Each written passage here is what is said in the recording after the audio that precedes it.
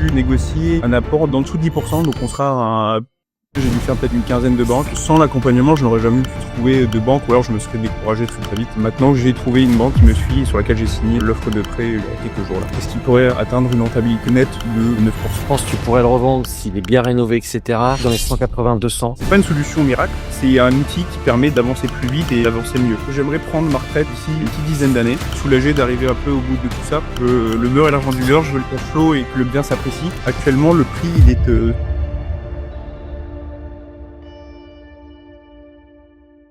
Bonjour à tous, c'est Frédéric d'Imo pour Expat et aujourd'hui je suis avec Guillaume qui est membre. Trop content parce que tu vas pouvoir échanger sur ton histoire, il y a plein de trucs qui sont hyper passionnants.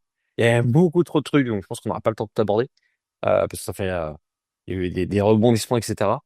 Mais voilà, en gros, peut-être pour commencer, ce qui serait bien en résumé, est-ce que tu peux brièvement te présenter pour que les gens comprennent ce que tu fais, d'où tu viens, où est-ce que tu as voulu investir un petit peu brièvement, petite présentation.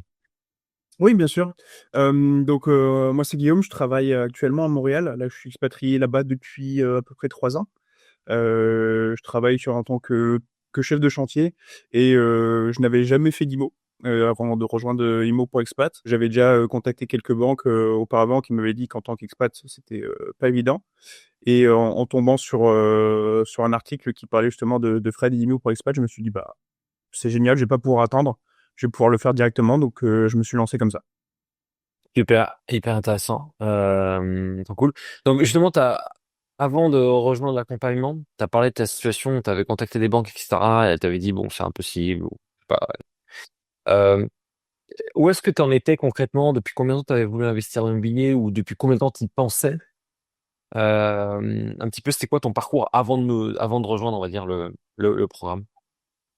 Avant de vous rejoindre, disons que l'immobilier pour moi ça n'a jamais été une passion et bon, ça n'est toujours pas, mais pour moi, c'est un très bon véhicule d'investissement. Autant être franc.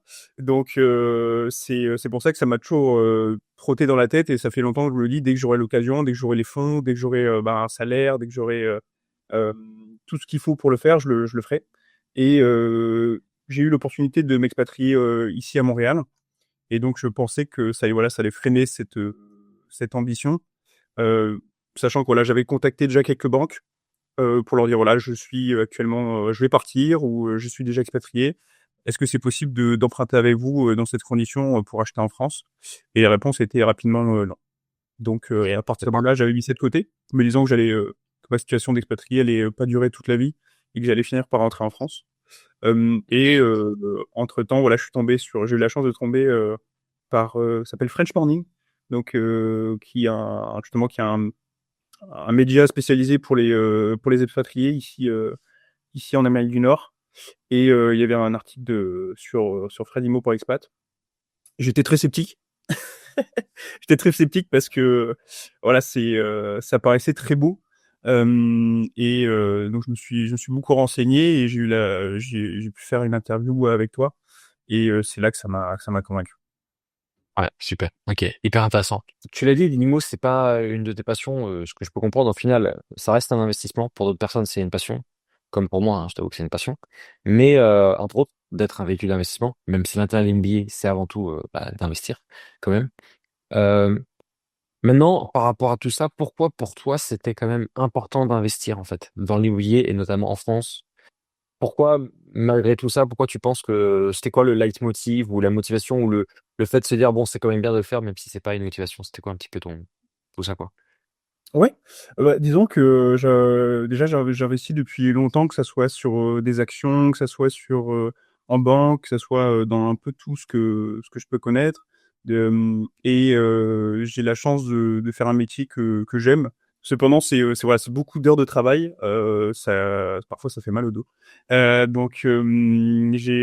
J'ai dans l'idée que je pourrais pas faire ça toute ma vie, ou alors ça va prendre tout ce que j'ai comme énergie. Et donc, j'aimerais pouvoir petit à petit travailler moins ou gagner plus pour travailler moins. Et donc c'est pour ça que je souhaite investir pour avoir finalement une liberté financière qui me libère du temps. Pour passer, que ce Ok. soit avec ma famille, que ce soit pour faire d'autres choses, des hobbies. Et pourquoi la France? Parce que tout simplement, j'aime beaucoup ce pays. C'est là où sont mes attaches. Et même si j'apprécie beaucoup la vie à Montréal, c'est quand même finalement l'Europe et la France qui me tient à cœur. Et surtout, c'est pour moi effectivement, tu dis beaucoup Fred, mais c'est un déjà c'est un marché qu'on connaît, que je connais et surtout qui est plus stable que dans certaines autres régions du monde. Ouais, ok, ouais. Bon, je vais pas te contredire sur ce point-là. Entièrement d'accord. Euh, T'as dit tout à l'heure que tu étais assez sceptique au début. Du coup, c'était quoi l'élément ou les éléments, tu dirais, qui t'ont fait changer d'avis pour rejoindre l'accompagnement? Ou même de faire confiance d'une manière globale, hein, peu importe, hein. Exactement, non, non, effectivement, j'étais très sceptique. Je suis de nature très méfiante, mais surtout, c'est ça. Moi, j'ai été beaucoup habitué aux pubs, que ce soit voilà, devenez très riche très rapidement et sans effort. Et là, ce qui m'a plu, c'est que déjà il faut des efforts. C'est pas une solution miracle. C'est un outil qui permet d'avancer plus vite et d'avancer mieux. Donc ça qui m'a plu. Et surtout, ce qui m'a plu, ce qui m'a convaincu, c'est finalement de voir par exemple l'énergie que tu mets dans ta chaîne YouTube, qui par exemple, un outil disponible à tout le monde, où tout le monde peut finalement avoir quelques tips gratuitement sur juste ton accompagnement. Et je me suis dit, si ce gars-là met autant d'énergie dans sa chaîne YouTube et qu'il met tout ça gratuitement à la disposition des autres, alors qu'est-ce que ça doit être quand on fait partie de son canon d'accompagnement et qu'on a accès à le plein potentiel de la solution Imo pour Expat. Ok, ok, intéressant. C'est cool. Alors maintenant, avant de rejoindre l'accompagnement, est-ce que tu t'étais fixé un objectif et si oui, lequel peut-être? Globalement, je m'étais dit, idéalement, j'aimerais prendre ma retraite d'ici à une petite dizaine d'années. Donc j'aimerais être aux alentours, on avait dit, je crois, c'était 3 000 euros par mois de rente, enfin d'income qui vient de l'immobilier. Et donc c'est toujours à peu près l'objectif parce que je pense que c'est ce qui pourrait permettre de ne plus travailler ou de moins travailler sur un Ok, travail classique. cool, cool. Ok. Bon, super. Désormais, peut-être sur le projet IMO, parce que quand même, c'est ça aussi qui intéresse pas mal les gens, et puis c'est le fruit de la concrétisation, en fait, on va dire, de tous les efforts et du pourquoi on travaille ensemble. C'est ça qui est hyper important pour moi aussi, c'est le résultat, hein. Franchement, je le répéterai jamais assez. Euh, Est-ce que tu peux nous parler un peu de ton projet? Qu'est-ce que tu as fait, etc. Peut-être pour que les gens comprennent un petit peu le déroulé, on va dire, tout simplement. Oui, bien sûr. Donc moi, mon projet, donc comme vous avez pu le deviner, c'était du coup principalement d'abord du cash flow. Donc je cherchais des solutions à cash flow, c'est-à-dire des biens qui étaient quand même peu cher, surtout dans lequel on pouvait faire des, euh, des, euh, des stratégies de rendement. Donc, par exemple, que ce soit du Airbnb. Et là où je souhaitais investir, c'est dans l'Est de la France, parce que c'est là d'où je viens. Il y avait des grosses possibilités de faire des colocations. Donc, c'est là-dessus, pour l'instant, je me suis axé. Et je cherchais un bien qui était... c'est une ville frontalière avec le Luxembourg, donc je souhaitais avoir un accès rapidement à la gare pour que les gens puissent aller travailler. Et voilà, j'ai axé ma recherche là-dessus.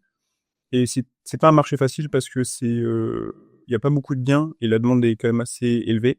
Et donc là, j'ai trouvé actuellement un 60 mètres carrés qui pourrait rentrer dans mes critères. Super, ok. Pour parler de 60 mètres carrés, en termes de, parce que t'es quand même très très avancé là, t'es un peu sur la fin de l'acquisition, on va dire, même s'il y a quand même des spécificités en lien avec ton acquisition. Euh, Est-ce que tu peux nous partager peut-être le prix, le rendement, euh, pourquoi aussi c'était une bonne affaire? Moi je le sais, mais il y a des éléments quand même hyper intéressants dans ce projet-là. Ouais, tout à fait. Donc c'est un bien qui se trouve tout d'abord au pied d'une gare, donc qui permet de facilement accéder au transport. C'est un immeuble qui a depuis longtemps des envies d'être rénové. Et là, c'est quelque chose qui maintenant est possible, mais qui n'est pas encore officiel. Donc, c'est-à-dire que les gens vendent déjà un peu leurs biens, car ils risquent d'avoir des gros travaux de façade. Donc, c'est bien pour moi parce que ça va permettre d'avoir un bien qui finalement va s'apprécier dans le temps, dans finalement quelque chose qui ne paraît pas actuel. Aujourd'hui, si on regarde cet immeuble, on se dit qu'il va pas s'apprécier dans le temps, mais finalement, s'il est rénové, il va prendre beaucoup de valeur. Donc c'était déjà quelque chose d'intéressant. Actuellement, le prix, il est 100 000 euros environ. Et surtout, le rendement est très intéressant parce que si je vais donc faire une modification et apporter une troisième chambre, c'est-à-dire je vais déplacer actuellement la cuisine qui est dans une pièce séparée et le mettre dans le salon pour faire une cuisine ouverte avec le salon et faire un bel espace de vie. Et ça me permet d'apporter une troisième chambre, et ce qui pourrait du coup atteindre une rentabilité autour nette de 9%, disons. Ouais. Moi, je sais évidemment la ville dans laquelle tu investis et 100 000 euros pour 60 mètres carrés dans cette ville-là, c'est vraiment un très très beau prix. Au niveau du financement, tu avais dit tout à l'heure qu'en effet les banques c'était compliqué, etc. avant que tu rejoignes l'accompagnement. Qu'est-ce que ça a donné sur ce cas de figure? Où est-ce que tu en es, etc. Ouais, j'ai beaucoup ramé aussi au niveau des banques. Ça a été compliqué de trouver un partenaire bancaire. Et je dirais que la difficulté première, c'était voilà, de me vendre mon dossier parce que en tant que expatrié, finalement, j'ai pas un salaire non plus qui est mirobolant. Et surtout finalement peut-être dans ce coin-là de la France, les gens aussi gagnent bien leur vie. Mhm. Donc je n'ai pas le meilleur profil. Et après avoir finalement trouvé une banque, celle-ci n'était pas emballée par le bien lui-même. Donc c'était nouveau au casse départ. Et au final, j'ai dû faire peut-être une quinzaine de banques. Mais voilà, l'accompagnement m'a permis de trouver des astuces, trouver des méthodes sur comment me vendre. Donc je pense que sans l'accompagnement, je n'aurais jamais pu trouver de banque, ou alors je me serais découragé très très vite, ou alors j'y aurais passé énormément de temps. Donc je dirais que l'accompagnement là-dessus m'a apporté vraiment une méthode d'approche que après j'ai pu apporter mes petits astuces aussi sur comment trouver comment rentrer en contact avec ces banques. Et maintenant j'ai trouvé une banque qui me suit, sur laquelle j'ai signé du coup l'offre de prêt il y a quelques jours là. Donc très content. Super. Donc Et les conditions alors que tu as obtenues? le billet est à 5 000 euros, pardon, mais je compte faire du coup les aménagements intérieurs qui coûtent environ, on va dire, 25 à 30 000 euros de travaux. Donc on a une enveloppe globale avec tout compris d'environ 150 000 euros sur 20 ans, avec un différé malheureusement inclus, c'est-à-dire finalement après sur 19 ans d'un an, pour permettre de faire les travaux et trouver des locataires sans aucune pression, et avec un taux de 3,25%. Ok. T'as dit l'apport ou pas? Ça m'a échappé. C'est vrai, l'apport aussi, donc très intéressant. Je n'ai pas dit. Tu fais bien de me le rappeler. J'ai pu donc négocier un apport d'en dessous de 10%, donc on sera à peu près 10 000 euros. Donc pour un bien à 150, donc c'est un apport de 7,5-8%. Ouais. Non, ça va vraiment bien. Qu'est-ce que tu ressens par rapport à tout ça? Parce que c'est presque la fin de la concrétisation du projet quand même. Il te reste les travaux à gérer. Après, c'est pas des énormes non plus travaux, sincèrement. Il y a des travaux de rénovation, mais il y a pas de grosses œuvres, il n'y a pas de choses mirobolantes que ça, même si parfois ça peut faire peur, mais dans ton cas, je pense pas que ce soit le cas, t'as pas peur, parce que bon, t'as quand même de la bouteille. Mais qu'est-ce que tu ressens par rapport à ça, à arriver au bout du bout, j'ai envie de te dire? Euh, deux sentiments très étranges, pas étranges, mais deux qui se mêlent. Le premier, c'est quand même très content et un peu soulagé d'arriver un peu au bout de tout ça. Ça va faire bientôt maintenant un an là que je travaille là-dessus. Donc Ouais. très content qu'après tous ces déboires, finalement, ça va aboutir là sur quelque chose. Effectivement, comme tu le disais, là, il me reste plus grand-chose pour pouvoir signer l'acte de vente.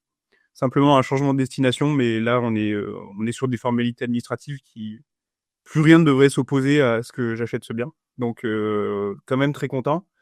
Et l'autre côté, maintenant déjà l'envie que le reste aille plus vite. Donc j'ai déjà envie de préparer la Ouais. suite. Comme comme peut-être que c'est dû au fait que c'est pas forcément une passion pour moi, mais là c'est comme si ce bien, ça y est, il m'intéressait plus. Maintenant, je sais que ça va être quasiment bon. J'ai envie de passer à la suite Ouais, pour euh, ouais. pour pouvoir Et pour ça arrive parfois hein, quand on est à la fin du projet, enfin pas à la fin du projet, mais on a signé le bien. La tension elle a tendance à redescendre parce qu'en fait le jeu est fait, j'ai envie de dire. Après les travaux, c'est ça ça. se gère, etc. Et là après il faut que entre guillemets l'argent rentre, les loyers rentrent. Et franchement ça c'est le moment qui est cool. Et puis après on passe direct à autre chose. Hein. Donc et C'est ça. là t'es vraiment pas loin. Surtout vu le timing, je pense que ouais tu pourras avoir le bien entièrement rénové peut-être peut-être octobre, septembre, à voir. C'est la Pour la stratégie. rentrée. Ouais, Ouais, la stratégie, c'est de l'avoir tout prêt pour la rentrée, vu que c'est comme destiné beaucoup à d'étudiants, jeunes actifs, force peut-être des stages, des choses comme ça.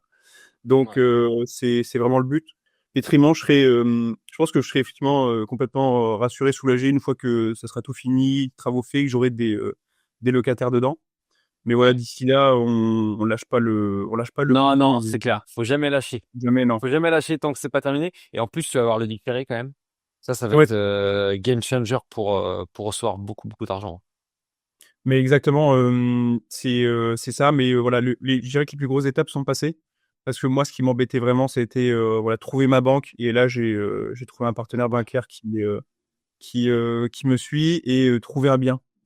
Finalement, ça s'est révélé presque le plus compliqué de trouver la banque. Parce que je suis exigeant aussi. C'est-à-dire que je veux le beurre et l'argent du beurre, je veux le cash flow et que le bien s'apprécie. Mais l'objectif, c'est de tenir mon engagement, de me dire dans 10 ans, si je veux, j'ai plus besoin de travailler. Donc, c'est un objectif ambitieux, mais c'est pour ça aussi que j'ai pris Bouger Expat. C'est parce que je sais que là-bas et avec toi, il y a des gens qui sont aussi ambitieux que ça, et ça pousse à l'être encore Ouais, plus. évidemment. Donc, On est sur c'est ces gros c'est plus. trop cœur. Ouais. Exactement, c'est le matériel. Ouais, exact. Bon, c'est trop cool.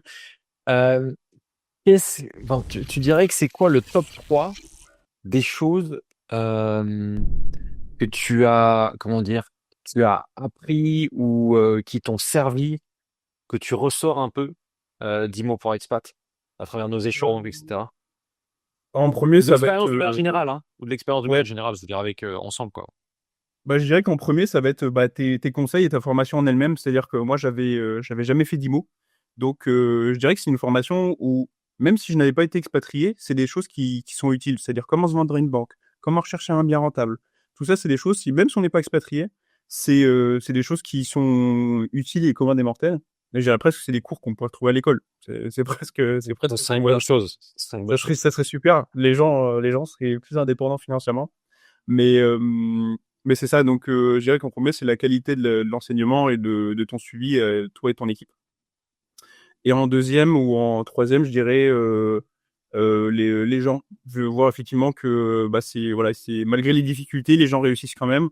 Donc c'est très moteur. Moi ça, il faut parfois qu'on pousse un peu, mais surtout voir que c'est faisable et que les difficultés finalement font partie du chemin. Donc je dirais que c'est ça le plus chouette dans Imo pour Expat. Ouais, ok. Ok, intéressant. Euh, Tu l'as un petit peu dit tout à l'heure, mais est-ce que tu penses que tu aurais pu avoir ce résultat-là? Ouais, qu'est-ce qui serait passé, tu penses, si on n'avait pas travaillé ensemble par rapport à l'NBA? Tu penses que comment ce serait passé, tu penses? Plusieurs choses. Je pense que soit j'aurais vraiment dit OK, bah, j'attends de revenir en France pour investir. Et dans ce Ouais, cas-là, déjà j'aurais attendu, j'aurais perdu du temps. Et de deux, j'aurais pas eu bah, voilà tout ton enseignement qui est valable qu'on soit expatrié ou non. Encore plus valable qu'on est expatrié parce que tu vas plus loin que ça. Tu nous permets un peu de voilà d'optimiser nous aussi nos impositions, éviter qu'on ait une double imposition. Mais donc j'aurais sûrement bah, finalement investi plus tard et moins bien. Ou alors j'aurais persisté un peu et j'aurais peut-être trouvé une solution qui est plus chère et moins adaptée à ce que je recherchais. C'est-à-dire que je cherchais aussi à apprendre et j'aurais peut-être pu tomber dans une solution qui me dit ok bah on vous trouve un bien tout frais, clé en main et puis j'aurais payé sûrement des surprimes très élevées pour un bien qui peut-être moins bien aussi. Donc là j'ai eu la ouais, chance de pouvoir finalement aussi apprendre. C'est ça qui est super aussi, c'est qu'on je vais pouvoir continuer à investir voilà, c'est ça, j'en ressors avec du savoir en plus et pour moi ça c'est super et ça n'a pas vraiment de prix. exactement. Ouais, c'est genre, tu le gardes à vie, quoi. C'est trop cool, quoi. Ouais. Euh, Super. Je pense qu'on a fait grosso modo le tour. Je sais pas si toi, tu voulais rajouter quelque chose. Euh, Moi, dans tous les cas, sincèrement, j'ai été hyper content et c'est pas terminé, mais t'accompagner. Il y a eu des rebondissements. On a été au bout. Et je pense qu'il y a plein de belles choses qui arrivent avec ce beau projet parce que moi, je connais bien la ville dans laquelle tu investis. C'est vraiment un très bon prix. On l'a pas d'ailleurs mentionné, mais avec certitude, et en plus dans les années à venir, mais même dès maintenant, c'est ça que tu as une plus-value. C'est-à-dire que je pense que le bien que tu vas avoir, je pense que tu pourrais le revendre s'il est bien rénové, etc. à mon avis, dans les 180, 200, sans trop de problématiques par rapport à une acquisition globale de 150, 160. À mon avis, t'as grosso modo une plus-value de 50 000 entre 40 et 60, un truc comme ça. Donc ça, c'est quand même génial. Euh, ouais, tu voulais rebondir sur ça, peut-être, je sais pas. Oh non, ouais, bah c'est ça, effectivement, si la rénovation aussi extérieure se fait, c'est-à-dire qu'ils vont aussi améliorer le DPE, ils vont changer les fenêtres, l'isoler, le rendre vraiment plus joli. C'est ça aussi la stratégie. S'ils font ça, effectivement, la plus-value va être de cet ordre-là, je pense aussi. Donc c'est ça aussi qui est intéressant. C'est que les gens si t'es pas investisseur et si t'as pas la volonté de chercher, tu passes à côté de ça et tu te dis c'est pas un bon bien. Ouais, non, c'est clair. Ouais. Bon, bah, trop cool. Je te remercie une fois de plus, Guillaume. Et puis, bah, c'était tout pour cette vidéo. En tout cas, ça, j'ai pris beaucoup de plaisir. Et puis, je te remercie encore. Et je pense que ça va inspirer beaucoup, beaucoup de gens. Donc, super, félicitations. Et puis, à très vite alors. Merci beaucoup. Bah, et voilà ça. Merci aux autres. Merci à tous. Et si vous voulez investir, bah, allez-y. C'est du travail, mais ça apporte ses fruits. Super. Merci, Guillaume. Ciao, ciao. Salut.